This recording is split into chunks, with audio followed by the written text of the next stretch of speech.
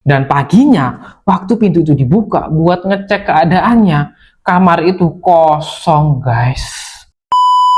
Halo guys, balik lagi ke channel ini, channel yang bikin kalian merinding dan takut. Malam ini, gue mau cerita tentang manusia dari dunia lain, dari dunia paralel. Jadi ada orang nih ya, dia ini lagi di bandara, ngantri imigrasi kayak biasa, terus petugas buka paspornya. Terus petugasnya tuh diem guys, mukanya tuh bingung, manggil temennya, manggil atasannya, karena paspor orang ini tuh dari negara yang menurut mereka tuh nggak pernah ada guys. Bukan negara yang udah bubar, bukan negara yang ganti nama, tapi negara yang setelah dicek di peta dunia, di catatan sejarah manapun, nggak pernah eksis sama sekali. Jadi kayak nggak pernah ada, udah dicek kemana-mana guys sama petugasnya ini nih, sampai ke peta-peta coba. Waduh, orang ini dari planet mana nih guys? Ini cerita tentang Man from Tauret, salah satu misteri paling viral di internet yang katanya jadi bukti kuat soal dimensi paralel. Tapi apa bener dia dari dunia paralel? Gimana kelanjutannya? Langsung aja kita masuk ke ceritanya yang bikin kalian merinding dan takut. Jadi ceritanya tuh gini, konon di suatu hari musim panas tahun 1954, seorang pria penampilannya biasa aja, kayak pembisnis pada umumnya yang turun dari pesawat di Bandara Haneda, Tokyo. Dia ini jalan ke loket imigrasi, nyerahin paspornya kayak penumpang lainnya. Petugas ini buka halaman depannya dan langsung bingung. Dan di situ tertulis nama negara Tauret. Nah, petugas ini manggil rekannya, yang rekannya juga bingung lah, nggak ada yang pernah dengar negara namanya Tauret. Tapi anehnya, paspor itu kelihatan sah banget. Ada cap-cap dari negara lain yang pernah dia kunjungi, termasuk cap keluar masuk Jepang sebelumnya. Kayaknya dia ini sudah pernah bolak-balik dari negara ini gitu. Karena makin bingung, petugas ini nunjukin peta dunia ke pria ini, minta dia nunjukin di mana letak Tauret. Tanpa ragu, dia ini nunjuk satu titik kecil di antara negara Prancis dan Spanyol. Titik itu di dunia nyata adalah Andorra. Dan pria ini langsung marah guys. Katanya Tauret itu negaranya udah berdiri sejak 1000 tahun yang lalu. Dan dia nggak ngerti kenapa tiba-tiba hilang dari peta. Makin diinterogasi, dia ini makin frustasi guys. Karena buat dia semua ini nggak masuk akal. Justru mereka lah yang salah katanya. Karena nggak ada yang bisa mastiin statusnya, otoritas Jepang mutusin buat nempatin dia sementara di hotel deket bandara. Sambil nunggu keputusan lebih lanjut. Kamarnya itu ada di lantai atas, nggak ada balkonnya. Dan dua penjaga ditempatin di depan pintu kamar dia. Ngawasin sepanjang malam. Dan paginya, waktu pintu itu dibuka buat ngecek keadaannya, kamar itu kosong guys. Nggak ada jejak pria itu, nggak ada juga paspornya, dokumen-dokumennya, bahkan barang bawaannya juga nggak ada. Semuanya tuh lenyap gitu aja. Padahal penjaga bersumpah nggak ada yang keluar masuk semalaman. Sejak saat itu, nama Tauret dan pria misterius ini cuma jadi cerita yang terus diulang-ulang sampai akhirnya jadi salah satu bukti favorit soal keberadaan dimensi paralel dan perjalanan waktu. Gimana guys menurut kalian? Dia ini dari dunia paralel atau dari mana guys? Oke, kita lanjut lagi ceritanya. Ternyata cerita ini tuh dibedah abis-abisan sama beberapa tim fact checker, termasuk Sinopsis, salah satu situs pengecekan fakta paling kredibel di dunia, dan juga media full fact dari Inggris. Dan titik terangnya datang dari hal yang nggak disangka-sangka, yaitu koran lama. Ada pengguna internet asal Jepang, username-nya Tareyoshi, yang berhasil nemuin dan nge-upload potongan-potongan koran Jepang asli dari tahun 1960 sampai 1961 yang ngebahas kasus pria misterius ini.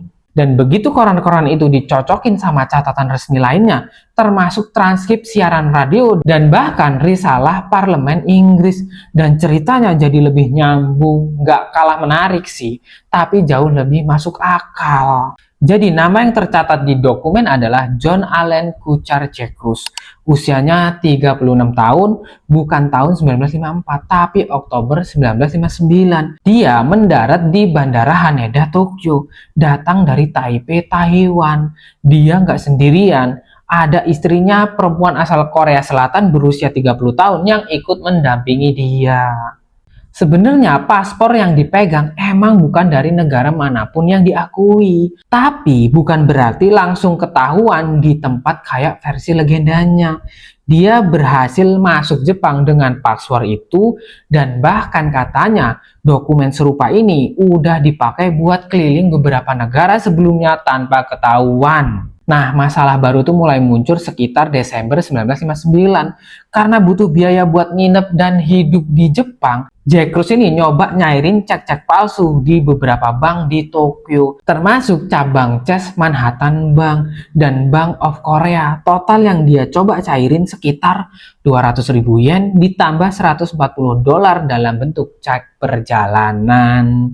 Dan gak berhenti di situ. Pas diinterogasi, Zekrus ini ngaku macem-macem soal identitasnya. Beberapa laporan bilang dia ngaku sebagai warga negara Amerika yang jadi agen buat FBI dan CIA. Sumber lain mencatat dia juga pernah mengklaim dirinya punya hubungan dengan organisasi intelijen Timur Tengah. Dan poin pentingnya, klaim-klaim ini semua nggak pernah bisa diverifikasi. Dan kemungkinan besar emang cuma cara dia buat kelihatan penting dan meyakinkan aja. Pada Januari tahun 1960, polisi metropolitan Tokyo akhirnya menangkap Zekrus atas dugaan pemalsuan dokumen dan penipuan identitas. Kasus ini berlanjut ke pengadilan dan di persidangan hakim bernama Yamagishi menjatuhkan vonis 1 tahun penjara sama si Zekrus ini. Dan ini bagian yang paling gak terduga.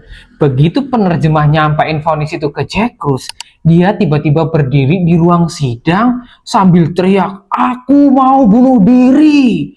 Terus dia narik sepotong pecahan kaca yang ternyata udah disembunyiin di dalam mulut dia. Dan langsung nyayat lengannya sendiri di depan hakim. Sat gitu ya guys. Dan langsunglah dia dilarikan ke rumah sakit terdekat. Dan dari titik ini, jejak resminya soal Zekrus mulai menghilang dari catatan yang berhasil ditemukan sampai sekarang. Istrinya dipulangkan ke Korea Selatan, tapi nggak ada catatan lanjut soal nasibnya juga gimana. Jadi, siapa dia sebenarnya? Nah, ini yang bikin kasus ini tuh tetap punya sisi misteri walaupun udah dibongkar. Identitas asli Zekrus sampai sekarang nggak jelas. Apakah dia beneran orang Amerika? Ada laporan lain yang justru bilang dia ini ngeklaim sebagai warga naturalisasi dari salah satu negara di Afrika. Semua klaim itu datang dari mulutnya sendiri dan nggak ada satupun yang berhasil dikonfirmasi lewat dokumen independen. Yang jelas, dia ini bukan alien, bukan penjelajah dimensi, dan bukan time travel. Dia kemungkinan besar seorang penipu ulung internasional, licin, dan pinter banget bikin cerita yang meyakinkan. Bukan alien, tapi penipu dia ini guys. Nah, pertanyaan yang mungkin bakal muncul nih di kepala lo. Kalau ini penipuan biasa, kenapa dia ini repot-repot bikin nama negara fiktif yang detail banget sampai ada nama ibu kotanya segala coba?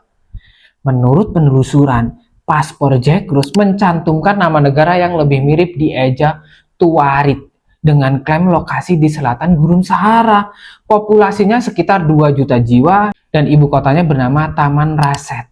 Nah, Taman Raset itu bukan nama karangan. Itu nama kota dan provinsi yang beneran ada, guys, di selatan Aljazair. Dan Tuareg sendiri adalah nama kelompok etnis nomaden yang beneran hidup di kawasan Gurun Sahara sampai sekarang. Jadi dia itu tuh ngambil nama-nama itu tuh dari situ ternyata. Jadi dugaan paling masuk akal, Zekrus ini nggak ngarang dari nol. Dia ini ngeracik nama negara fiktifnya dari potongan-potongan geografi dan budaya yang nyata, kayak Tuareg, Taman Saret, biar kedengeran meyakinkan buat petugas yang mungkin nggak familiar sama detail geografis Afrika Utara. Iya sih emang bener, namanya penipu ulung kan udah rencana banget pokoknya dia, nggak asal lah dia bikinnya. Ejaan Tuareg atau Tuareg ini pun dalam bahasa laporan-laporan berikutnya ini keliru ditulis atau kedengeran sebagai Tauret. Dan ejaan yang salah inilah yang akhirnya nempel selamanya di legenda. Gimana kasus penipuan cek yang sebenarnya cukup biasa, ini bisa berubah jadi legenda soal alam semesta paralel. Ternyata kasus Jack Cruz ini sempat cukup menghebohkan di masanya sendiri. Bulan Juli tahun 1960, kasus ini bahkan disebut di parlemen Inggris, yaitu House of Commons, oleh seorang anggota parlemen bernama Robert Matthew. Dia makain kasus ini buat nunjukin gimana lemahnya sistem keamanan paspor waktu itu. Tapi versi yang kita kenal sekarang, yang penuh misteri dan hilang begitu aja dari kamar perpenjagaan ketat, itu baru muncul belakangan. Salah satu yang pertama ngepopulerin versi dimensi lain ini adalah penulis asal Prancis namanya Jacques Burgayer lewat bukunya yang terbit tahun 1974 guys. Walaupun bagian dimensi paralelnya udah jelas terbantahkan, bukan berarti kasus ini 100% tuntas. Ada beberapa hal yang sampai sekarang emang beneran belum ada jawabannya, yaitu identitas asli Jack Cruz kewarganegaraan sebenarnya nggak pernah terkonfirmasi secara independen. Terus nasibnya setelah dilarikan ke rumah sakit pasca percobaan bunuh dirinya di ruang sidang itu, nggak ada catatan lanjutan yang ditemuin. Nasib istrinya setelah dipulangkan ke Korea Selatan juga nggak terlacak gimana kondisinya. Motif detail dibalik klaim-klaim dia sebagai agen intelijen, apakah cuma gertakan atau ada benang merah yang belum ditemukan? Jadi, walaupun misteri dimensi lainnya kelar, ada versi misteri lain yang justru lebih manusiawi dan mungkin gak akan pernah kejawab. Jadi guys, itu dia kisah lengkap Man from Tauret.